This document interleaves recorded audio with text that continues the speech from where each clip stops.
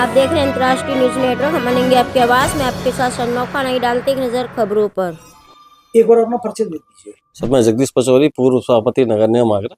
पचौरी जी, UGC 2026 हाँ जी। लागू होने के बाद तमाम विरोध झेलना पड़ रहा है। ऐसे में आपने भी विरोध प्रदर्शन किया है, खून से एक पत्र लिखा है। हाँ क्या जी। कुछ मांगे की गई है, क्या प्रदर्शन किया? जो नया यूजीसी बिल पास हुआ है 2026 में, उसमें बहुत सी त्रुटियां हैं। एक तरीके से उसमें एक वर्ग विशेष के लिए लड़ने के लिए कोई ऑप्शन नहीं रखा है, और जिसमें मेन जो मेरी अपनी सरकार से निवेदन है और मांग भी है कि उसमें जो 3 जो मेन त्रुटियां हुई हैं उसको संशोधित करने की कृपा करें। क्योंकि उसमें मेन एक चीज़ है कि अनुभूति के आधार पर कोई भी आपको ओबीसी एसटी का कोई भी छात्र आपके ऊपर एलिगेशन लगाते हुए आपको दोषी ठहराने की कोशिश कर सकता है। क्योंकि एक अनुभूति आधार आपने सिर्फ अनुभव किया और आपको लगा कि मेरे प्रति ये गलत धारणा रखते हैं, तो उस केस पे भी आप किसी को दोषी ठहरा सकते हैं। दूसरा, उसके अंदर जो कोर कमेटी बनाई गई है, तो कोर कमेटी में 5 लोग जो कमेटी के सदस्य हैं वो ओबीसी एससी एक ही वर्ग से लिए गए हैं, जब जिसमें कि महिला और विकलांग भी लिए गए हैं, वो भी ओबीसी और एससी कैटेगरी से लिए गए हैं। तो जनरल को अपनी बात रखने का कहीं भी मौका नहीं मिल पाएगा।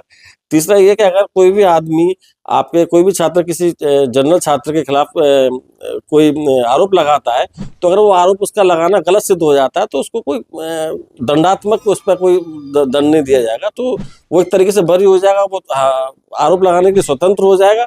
और वो आरोप लगाते लगाते उसका सिर्फ ये होगा कि सर मैं आरोप सिद्ध नहीं हो पाया, मैं फ्री हो।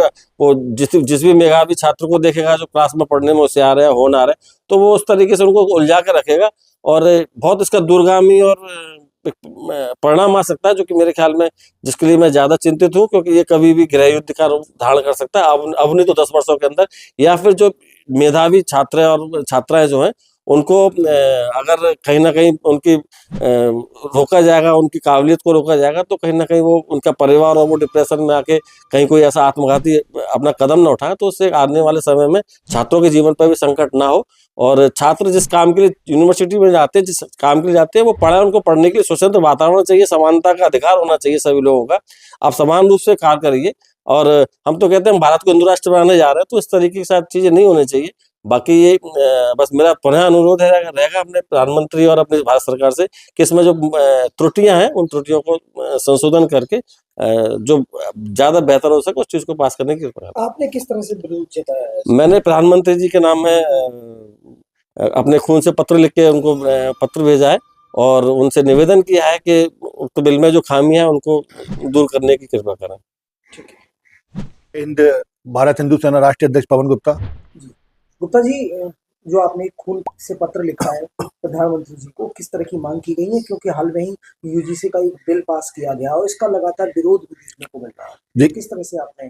देखिए, हमारे बड़े भाई जगदीश पचौरी जी ने खून से जो पत्र लिखा है प्रधानमंत्री जी को, वो इसलिए लिखा गया है, और हम सबने ये मिलकर के ये जो यूजीसी के खिलाफ जो कानून उन्होंने बनाया है, ये कानून जो है ये हम सवर्ण वर्गों के लिए और हिंदुओं को तोड़ने के लिए बनाया है।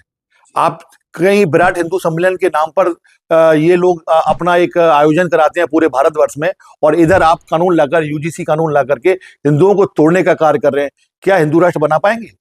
क्या हिंदू संगठित रह सकता है? क्या उच्च वर्ग के बच्चे हमारे सेफ रह सकते हैं? क्या उनका भविष्य कुछ दिख रहा है?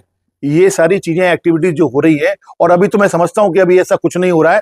अभी आने वाले रिजल्ट, यदि ये कानून पास कर दिया गया और उस पर कोई एक्शन नहीं लिया गया, तो मैं समझता हूं सवर्ण वर्गों के बच्चे रोड पर आकर के, जब उनको कोई काम नहीं मिलेगा, उनको पढ़ाइयों के लिए सुख सुविधाएं चीजें नहीं दी जाएंगी, क्योंकि सारा चीजें तो वो उन्हीं को दिए जा रहे हैं, तो हमारे पास बचा क्या?